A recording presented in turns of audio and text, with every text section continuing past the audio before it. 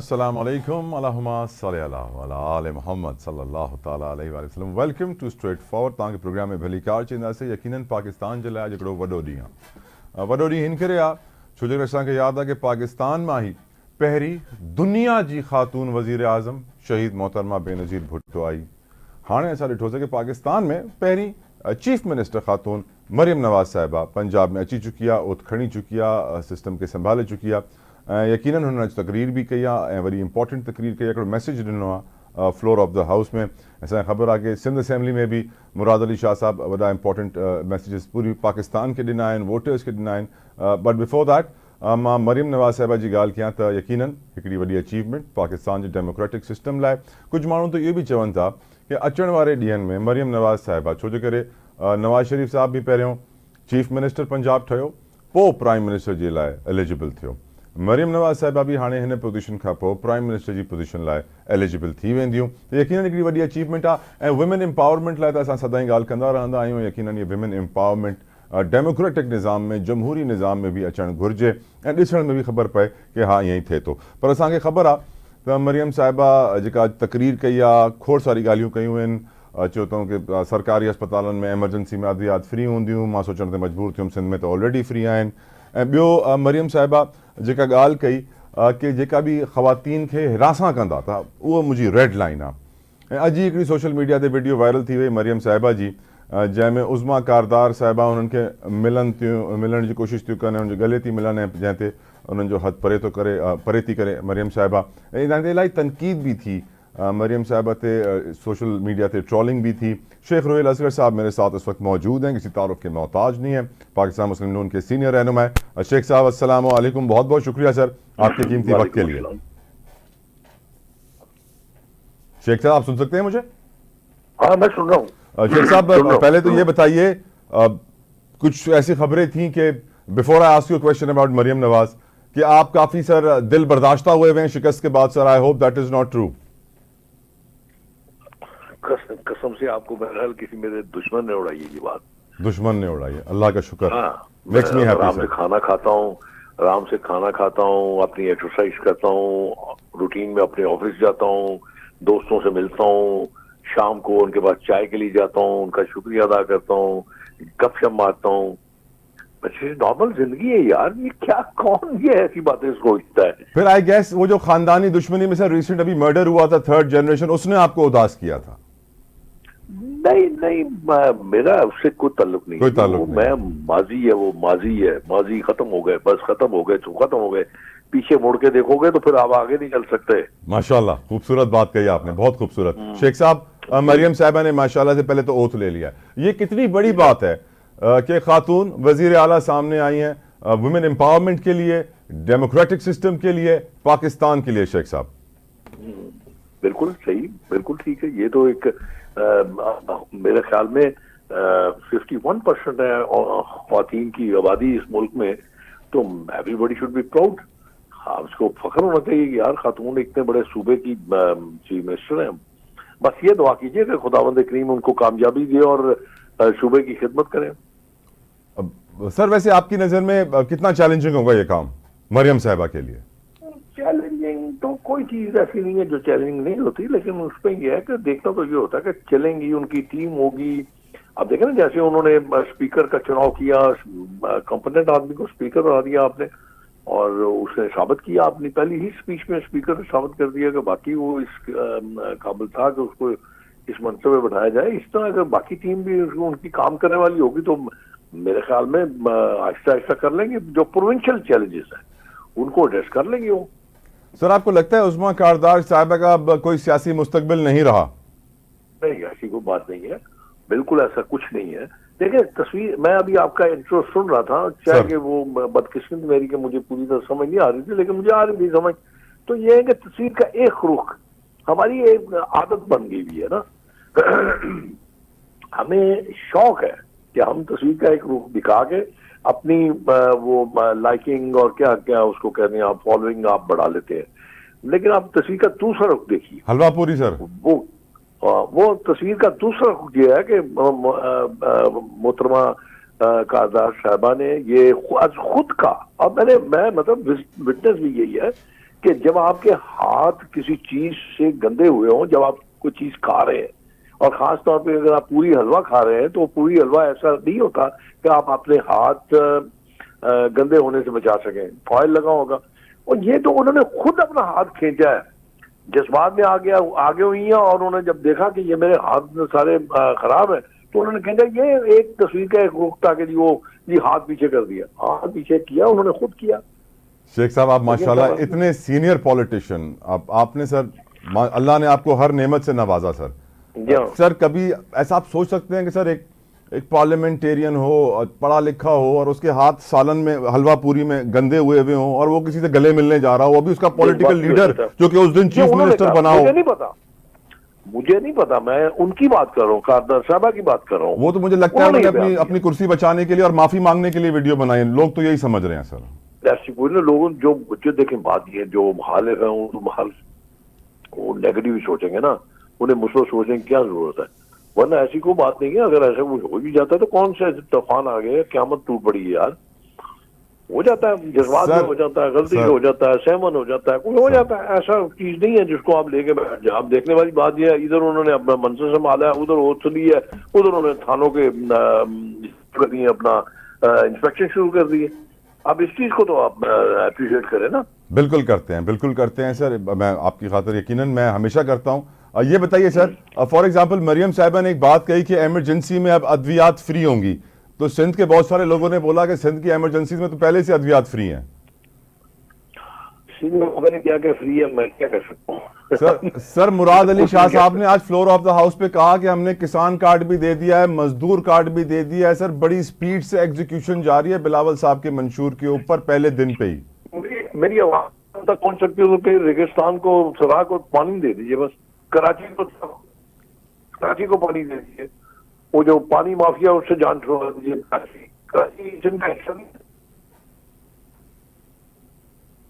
बिल्कुल कराची को सर तो पानी की बड़ी जरूरत है। सर ये बताइए सदर मुमलिकत का किरदार, उन्होंने तो रिजेक्ट कर दिया असेंबली, अब राजा परवेज अशरफ साहब इजलास बुला रहे हैं 29 फरवरी को। How do you see his role sir? बस अपने आप को खराब, अब क्या कह सकता हूँ,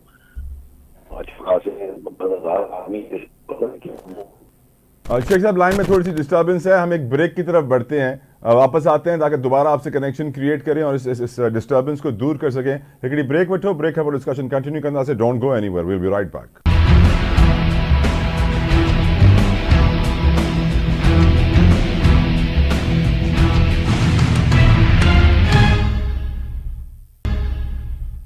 वेलकम बैक। सदर मुमलिकत डॉक्टर आरिफ अलवी वट काफ़ी ॾींहंनि अॻु में असम्बली वई, नेशनल असम्बली जो इजलास सॾण लाइ। अॼु हो असम्बली रिजेक्ट थी वई आहे, वापसि मोकिले छॾी आहे। वजह इहा ॿुधाई वई आहे त जेके रिज़र्व सीट्स आहिनि हुननि जो जेसिताईं नोटिफिकेशन न निकिरंदो, ऐवान कंप्लीट न थींदो, हाउस कंप्लीट न थींदो, तेसिताईं इजलास न घुराइणु घुरिजे। जॾहिं की असांखे ख़बर आहे कि अगरि सदर इजलास न सॾे त पोइ स्पीकर नेशनल असम्बली भी छॾे सघे थो आइन ऐं कानून जे मुताबिक़। ऐं 21 ॾींहंनि में इजलास थियणो हूंदो आहे त 29 फरवरी ते चयो थो वञे त इहो इजलास थींदो नेशनल असम्बली जो। मेरे साथ मौजूद हैं, किसी तारुफ के मोहताज नहीं है, PTI के सीनियर रहनुमा है एडवोकेट अहमद उवैस साहब। Thank you so very much Ahmed साहब आपके कीमती वक्त के लिए। अहमद साहब, जो सदर मुमलिकत का किरदार है इस वक्त, मुल्क की बड़ी तादाद में सियासी जमातें ये कह रही हैं कि doctor Arif Alvi is not acting as the president of Pakistan, बल्कि वो PTI के एक रुकन की हैसियत से काम कर रहे हैं। आप सर क्या कहेंगे इसके ऊपर? मेरे ख्याल में जिन्होंने ये ओपिनियन फॉर्म की है वो इससे ज्यादा जो है वो उन लोगों की बदनीयती भी इसमें समाशुमार कर ली थी, और उनका lack of knowledge about the law and constitution. देखिए, प्रेसिडेंट इस वक्त पूरे पाकिस्तान में जितना सेटअप है उस सारे केयर टेकर सेटअप में एक अकेला इलेक्टेड आदमी है प्रेसिडेंट ऑफ पाकिस्तान, और उसकी कुछ रिक्वायरमेंट है, उसने कॉन्स्टिट्यूशन के मुताबिक चलना है, कॉन्स्टिट्यूशन और लॉ से हट के उसमें कोई काम नहीं करना। अब यहाँ पे आप देखिए कि वो असेंबली कैसे कॉल हो जाएगी कि जब जो इलेक्शन लॉ 2017 है उसकी सेक्शन 92 की रिक्वायरमेंट पूरी नहीं हुई, 95 की रिक्वायरमेंट पूरी नहीं हुई, 98 की रिक्वायरमेंट पूरी नहीं हुई। तो ऐसी सूरत में आप असेंबली को कैसे कॉल कर सकते हैं। वहाँ आप उसको उसमें देखें तो वो जिस वक्त 92 की रिक्वायरमेंट है वो ये है कि जिस वक्त वो ये रिजल्ट जो है उसके पास आएगा, रिटर्निंग ऑफिसर के पास आएगा, तो वो हर वो कैंडिडेट को जिसका वो कॉन्स्टिट्यूंसी है वो या उसके एजेंट को वहां मौजूद होंगे। उनकी मौजूदगी में फॉर्म 47, फॉर्म 45 जो है ये आएंगे प्रिजाइडिंग ऑफिसर की तरफ से, और फॉर्म 47 जो है वो इन सब की मौजूदगी में बाकायदा स्क्रूटनी करके देख के उसमें इनवैलिड वोट्स जो हैं वो भी काउंट किए जाएंगे, उनको अलग किया जाएगा, दूसरे होंगे। ठीक सर। ये सारा ट्रांसपेरेंट तरीका होगा कि कैंडिडेट्स मौजूद होंगे या उनके एजेंट मौजूद होंगे। सर 8 तारीख को सर अगले महीने मार्च में सर सदारती इलेक्शन भी कॉल कर दिया इलेक्शन कमीशन ऑफ पाकिस्तान ने। फिर डॉक्टर आरिफ अलवी सदर नहीं रहेंगे, तो इट्स क्वाइट ऑब्वियस उनके आखिरी दिन है। कोई ऐसी चीज जो पीटीआई की नजर में उनको करनी चाहिए जाने से पहले? देखिए, सवाल यह है कि वो आखिरी दिन हो या आखिरी लम्हा हो, अगर वो कानून से हटके कोई बात करेगा तो वो गलत है। क्वेश्चन तो ये है देखने वाली कि क्या सर वो तो कानून में लिखा है ना सर, हर शहरी की जान और माल को तहफ़्फ़ुज़ फराहम किया जाए, लेकिन किसको तहफ़्फ़ुज़ मिलता है? किसी को भी नहीं सर। तो कानून में बहुत कुछ लिखा है जो नहीं होता है, सुप्रीम कोर्ट के फैसलों पर अमल दरामद नहीं होता है, कानून की क्या बात करें सर। तो फिर नहीं होता तो फिर ठीक है, फिर इसका ये जो एक कॉन्स्टिट्यूशन का एक नाम इस्तेमाल कर लेना, ये रूल ऑफ लॉ की बात करना या डेमोक्रेसी के मुतालिक भाषण दे देना, is it not enough? Agreed. अगर हम उसके ऊपर अमल करने को तैयार नहीं है, अगर वो आइन जो एक कॉमा और फुल स्टॉप जो बदलने के लिए वो दो हाउसेस की 2/3 मेजोरिटी चाहिए जिसको, उसको अपनी मर्जी के मुताबिक आप ढाल लें, जब चाहें आप उसको कहें कि इस्तेमाल कर लें। अब आईनी एतबार से, कानून के एतबार से, तो अब उसके बाद फॉर्म 98 क्या कहता है, वो ये सेक्शन 98 कहता है ऑफ इलेक्शन एक्ट का, लॉज का, वो ये कहता है कि आपने फॉर्म 47, 48 और 47 और 48 और 49 ये सारा प्रोसेस मुकम्मल करके 15 डेज, विद इन 15 डेज, शल का लफ्ज़ इस्तेमाल हुआ है। जो प्रिजाइडिंग ऑफिसर इलेक्शन कमीशन जो है विद इन 15 डेज वो रिटर्न कैंडिडेट की ऑफिशियल गैजेट की नोटिफिकेशन करेगा। सर वो तो 90 दिन में इलेक्शन भी कराने थे सर। हाँ जी, वो तो 90 दिन में सर इलेक्शन भी कराने होते हैं। वो जी, इसका फिर आप छोड़ दिए ना, फिर आइन को वैसे निकाल दें, माइंड खत्म कर दें। अब अहमद साहब, हमने यही काम करना है। बिल्कुल ठीक सर। देखें ना, जिसने आइन बनाया सर उसके साथ हमने क्या किया, उसको भी तख्ता इदार पे लटका दिया। हुजूर सवाल ये है इस वक्त पीटीआई का सर, देखिए बात यह है कि आइन बनाया है तो आइन अमल करने के लिए है, अदरवाइज आइन की क्या हैसियत है? अग्री। तो वही हैसियत है जो ज़ियाउल हक ने कहा था। देखिए, ज़ियाउल हक ने ये कहा था और उसके सब्सिक्वेंट जो जर्नैल आए हैं उन्होंने प्रैक्टिकली साबित कर दिया उसको फाड़ के। ज़ियाउल हक ने ये कहा था कि what is this constitution, it's a booklet of 10 to 12 pages. I can tear it out anytime. And now the constitution has been torn up completely. Sir आजकल वैसे पीटीआई का हाल भी सर टोरन अप ही है। नहीं, वो तो चले वो है तो वो तो फिर सर्वाइव कर गई ना। वहाँ कौम ने तो एक दफा एक ऐसी मेच्योरिटी का सबूत दिखाया करके। अहमद साहब अब बड़ा इंपॉर्टेंट क्वेश्चन है सर, आपकी नजर में इमरान खान कितना वक्त और जेल में रहेंगे? ये सिस्टम उन्हें कितना प्रेशर में और डाल सकता है? कब तक आप सुन्नी इत्तेहाद काउंसिल में रहेंगे? क्या आपके इंट्रा पार्टी इलेक्शंस का रिजल्ट कबूल किया जाएगा? क्या पीटीआई का कोई मुस्तकबिल है सर? मुस्तकबिल तो है। उसकी वजह यह है कि ये साबित हो गया इस इलेक्शन की वजह से, दो चीजें इस इलेक्शन ने साबित कर दी। एक तो पीटीआई, इमरान खान और पाकिस्तानी कौम ये इतने क्लोजली इंटरनेटेड हैं कि ये अलग नहीं किया जा सकता इनको। जितना इलीगैलिटीज की हैं, अनकॉन्स्टिट्यूशनल एक्ट किए हैं, जितना दबाव डाला है, जितना इन्होंने इमोरल और अनकॉन्स्टिट्यूशनल एक्ट किए हैं, उतना ही कौम के अंदर हमदर्दियां भी बढ़ गई हैं और वो और जुड़ गए हैं कि इसको हम ताकत दें और इनको बचाएं इन हाथों से। एक बात तो ये है। दूसरा, जितना प्रोपेगेंडा किया गया सारे मीडिया के जरिए और हर तरीके से, मिलिट्री कोड बना फला करके, जनाब ये जो 9 मई का वाकया हुआ जी, ये तो बहुत ऐसा घिनौना खेल खेला गया। भूल गए लोग वो जो सुप्रीम कोर्ट के ऊपर स्टॉर्म किया था, हमला किया था। तो फिर इस फॉर्म ने ये साबित कर दिया कि ये सारा मामला वो मानने को तैयार नहीं है पाकिस्तानी कौम इसको, इसीलिए इमरान खान को वोट दे दिया उन्होंने सब। मेरे सवाल का जवाब सर, कितने सालों में बाहर आएंगे वो जेल से आपकी नजर में? मेरा ख्याल है कि जी जो हालात बन रहे हैं ना, तो ये इमरान खान को 2-3 महीनों से ज्यादा और रख नहीं सकती है इजाजत। मेरी बात लिख लीजिए आप। राइट अहमद साहब, प्लीज स्टे विद अस। एक छोटी सी ब्रेक ले रहे हैं, कुछ और सवाल है आपसे पूछने हैं। ब्रेक लीजिए व्यूअर्स, डोंट गो एनीवेयर।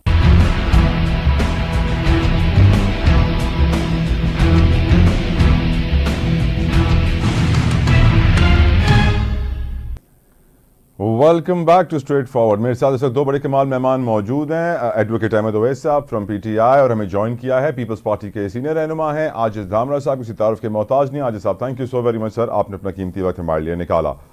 आजिज साहब, जुल्फिकार अली भुट्टो का केस, आज काजी फाइज ईसा साहब के जो रिमार्क्स थे वो फरमाते हैं कि सुप्रीम कोर्ट भुट्टो केस की मेरिट्स पर नहीं जा सकती, अदालत सिर्फ ट्रायल शफाफ होने की हद तक देख सकती है। आजिज साहब, आपकी नजर में काजी फाइज ईसा साहब इस केस के अंदर कोई प्रेसिडेंट सेट करने वाले हैं, कोई बेंचमार्क सेट करने वाले हैं? क्या जुल्फिकार अली भुट्टो को इंसाफ देने वाले हैं? क्या वो दे पाएंगे सर, इन योर ओपिनियन? बिस्मिल्लाह रहमान रहीम। देखें, मैं अब काजी साहब के जहन की और अंदर की बात पर तो तबसरा नहीं कर सकता, मगर उनके एक इक़दाम को जरूर मेरी पूरी पार्टी और चेयरमैन बिलावल भुट्टो जरदारी समेत तमाम कारकुनान और जमहूरियत पसंद अवाम ने खुशाइंदा करार दिया था कि उन्होंने भुट्टो रेफरेंस जो पेंडिंग केस था हमारा, उनको उन्होंने सुना। और ये तारीख एक लिखी जानी चाहिए, क्योंकि उस बेंच में मौजूद अगर जज साहबा ने ये एडमिट किया कि हमारे ऊपर प्रेशर था कि किसी शख्स के हवाले से उन्होंने एक फांसी का ऐलान कर दिया, वो शख्स दुनिया में नहीं रहा, मगर उनको इंसाफ जरूर मिलना चाहिए, ताकि सुप्रीम कोर्ट ऑफ पाकिस्तान और पाकिस्तान की जुडिशरी के ऊपर ये एक बहुत बड़ा सवाल है तारीख का, कम से कम उसमें इंसाफ होना चाहिए। भुट्टो साहब वापस फिजिकली तो नहीं आ सकते, मगर तारीख में भुट्टो साहब वैसे ही जिंदा है अवाम की दिलों में, और आज भी पूरे पाकिस्तान में 2024 की इलेक्शन वो घड़ी खुदाबख्श भुट्टो ही जीता है। तो मेरे ख्याल में काजी साहब को एक तारीख लिखनी चाहिए।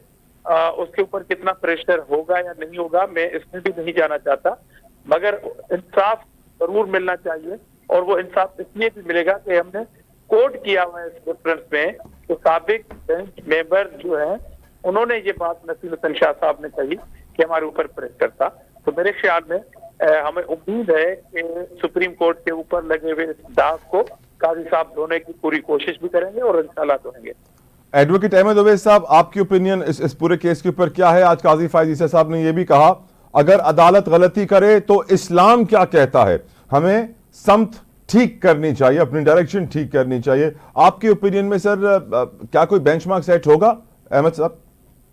देखिए, ये मेरे ख्याल में काजी साहब जो इस वक्त लाइव इशू है, उस वक्त तो वहां तो उनकी नजर नहीं जा रही है। इसमें कोई शक नहीं है कि भुट्टो साहब का जो केस था वो कानून और आइन के मुताबिक वो ना ट्रायल सही हुआ, ना उनको सजा सही मिली गई, इसमें कोई शक नहीं है।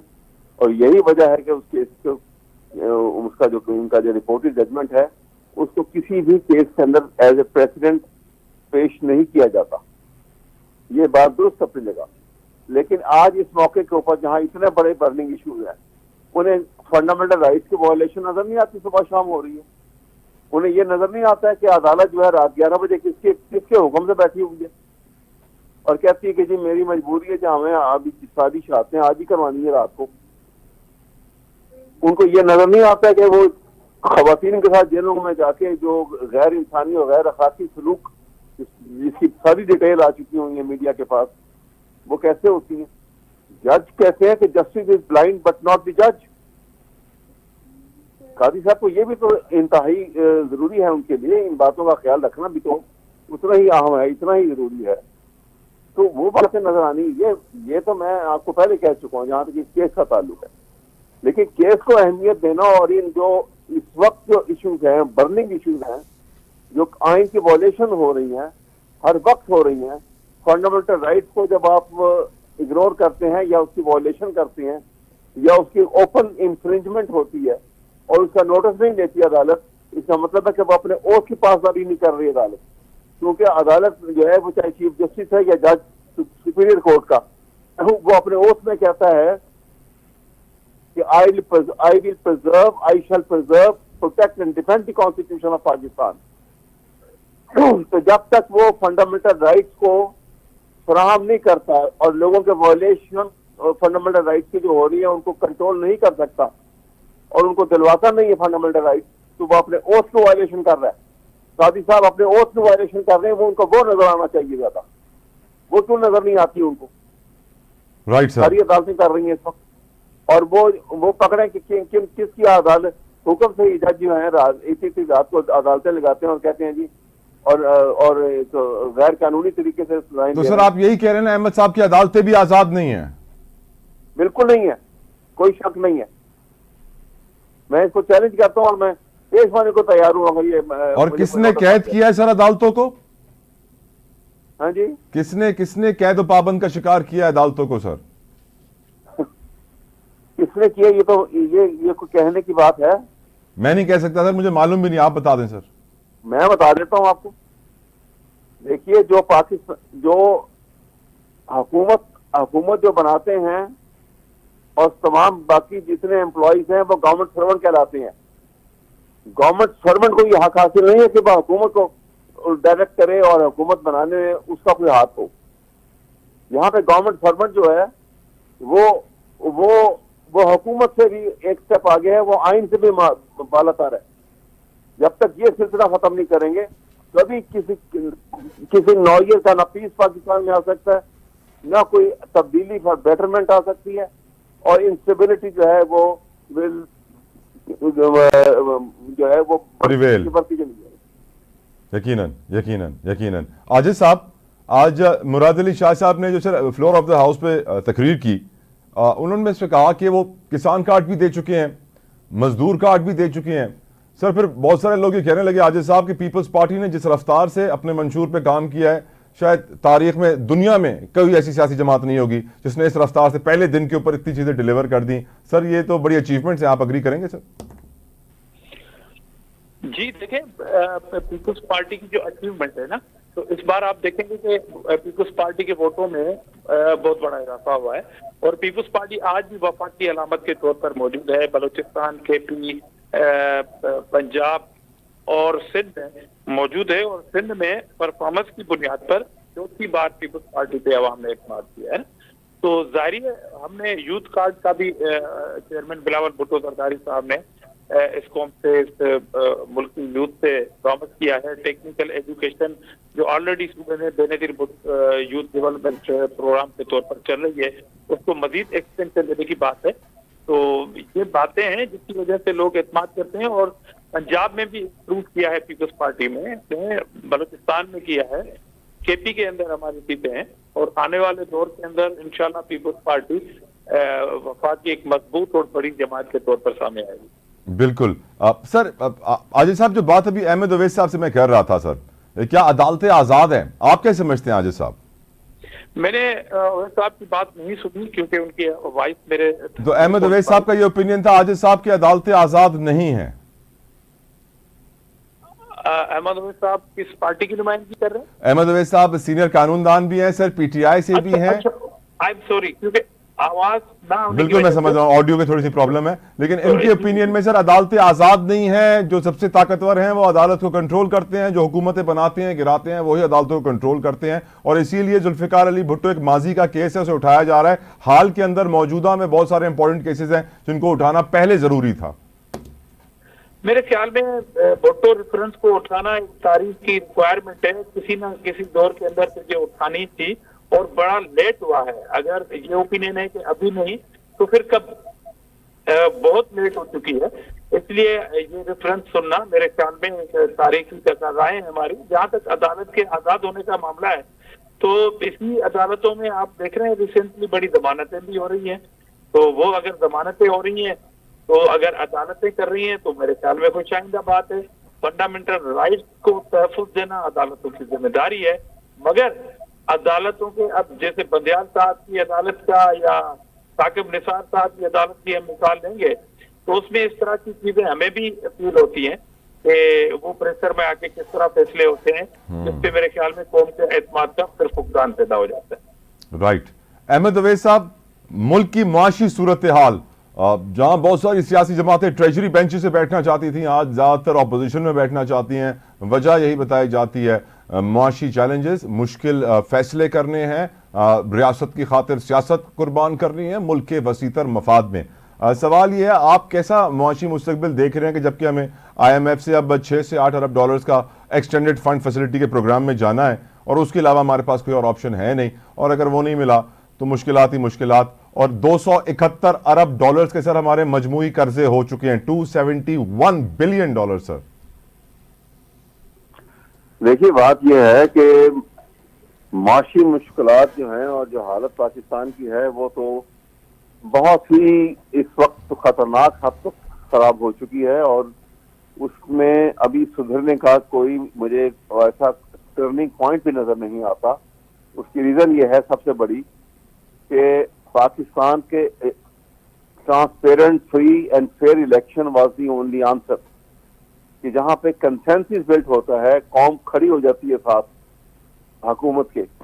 लेकिन जहां पे इस किस्म की धांधली और वगैरह के जब चार्जेस होने लगे हुए, और एक बड़ी पार्टी को आपने पहले प्री इलेक्शन रिगिंग की, फिर पोस्ट इलेक्शन रिगिंग की, और उसके बावजूद लोगों ने भरपूर तरीके से जो है अपने वोट का इजहार किया देकर, अपनी हमदर्दी का भी और अपने आइंदा की चुनाव का भी।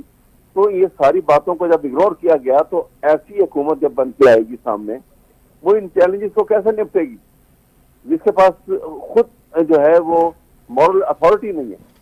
देखिए, एक लीगल अथॉरिटी, एक कॉन्स्टिट्यूशनल अथॉरिटी, और उसमें सबसे बढ़ के जो है वो मॉरल अथॉरिटी होती है, जो जुर्रत भी पैदा करती है और जो मजबूर करती है किसी दूसरे को साथ देने के लिए।